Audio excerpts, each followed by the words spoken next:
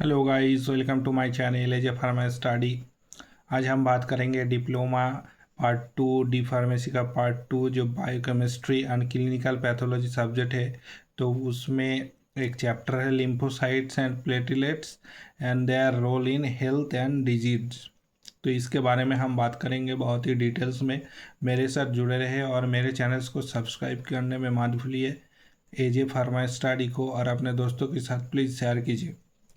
तो ये जो लिम्फोसाइट्स एंड प्लेटिलेट्स है, ये सब किस के अंदर पड़ता है? ब्लड सेल के अंदर। जो ब्लड सेल होता है तो उस ब्लड सेल के अंदर पड़ता है हमारा टाइप ऑफ ब्लड सेल, वह है lymphocytes and platelet.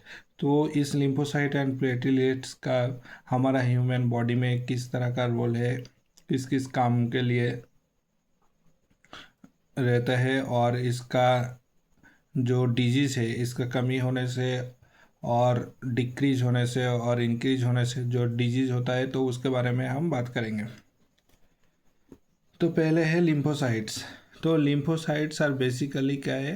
One type of white blood cell और WBC, जो हमारा किस में इन्वॉल्व है? In immune response. जो इम्यूनिटी रिस्पॉन्स करता है तो उसमें इन्वॉल्व है। और ये जो हमारा लिम्फोसाइट्स है ये है, दे आर बेसिकली 3 टाइप्स।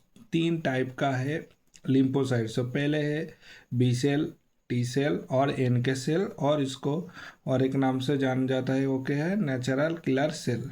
जो बी सेल है तो क्या करता है? वो किसी एंटीजेन के विरुद्ध एंटीबॉडी प्रोड्यूस करता है। तो जब हम देखेंगे एंटीजन और एंटीबॉडी का रिएक्शन, तो किसी एंटीजन और फॉरेन पार्टिकल जब हमारा बॉडी में इंटर होता है तो उसके अगेंस्ट हमारा बॉडी में क्या प्रोड्यूस होता है? उस डिजीज़ को मरने के लिए और डिस्ट्रॉय करने के लिए एक एंटीबॉडी। तो ये जो बी सेल है तो उसका वही काम है। टी सेल वो क्या करता है? Helps in cell mediated immunity. जो हमारा है क्या? Cytotoxic T cells kill viral infected cell. और तीसरा है नेचुरल किलर सेल और NK cell.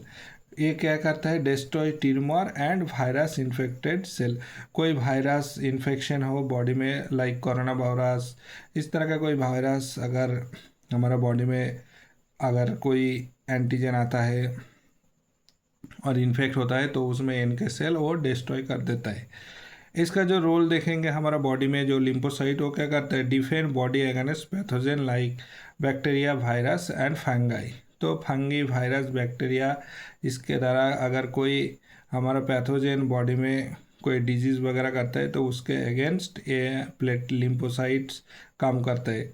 Maintain immune memory, adaptive immunity. जो हमारा कोई लाइक अगर कोई सपोज कोरोना वायरस, तो कोरोना वायरस के लिए हमारा बॉडी कोई एंटीबॉडी प्रोड्यूस करेंगे, फिर क्या होगा? कोरोना वायरस का डिस्ट्रॉय होगा। तो वो एक मेमोरी के तरह इम्यून सिस्टम में रहता है, उसको हम कहते हैं क्या? एडाप्टेटिव इम्यूनिटी। तो एडाप्टेटिव इम्यूनिटी के रूप में भी काम करता है। Regulate immune response, immune response को रेगुलेट करता है। अब हम देखेंगे इसका disease role in disease.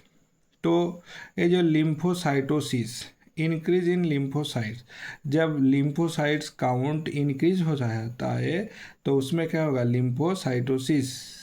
Seen in viral infection, chronic lymphocytic leukaemia.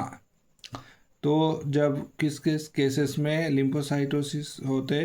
वो है viral infection, chronic lymphocytic leukaemia.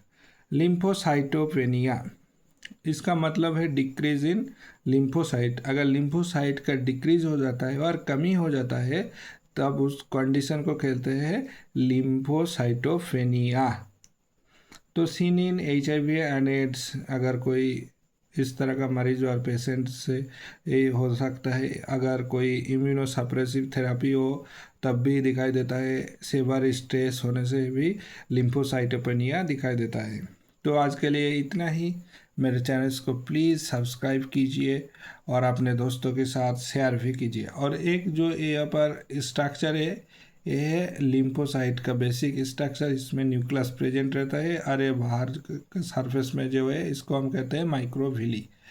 तो ये अच्छी तरह से पढ़ना चाहिए। बहुत ही सारे एग्ज़ाम और कॉम्पिटिटिव एग्जाम में क्वेश्चन आ सकता है। What is lymphocytosis, what is lymphocytopenia. तो आज के लिए इतना ही। मैंने चैनल्स को प्लीज़ सब्सक्राइब कीजिए और अपने दोस्तों के साथ शेयर कीजिए।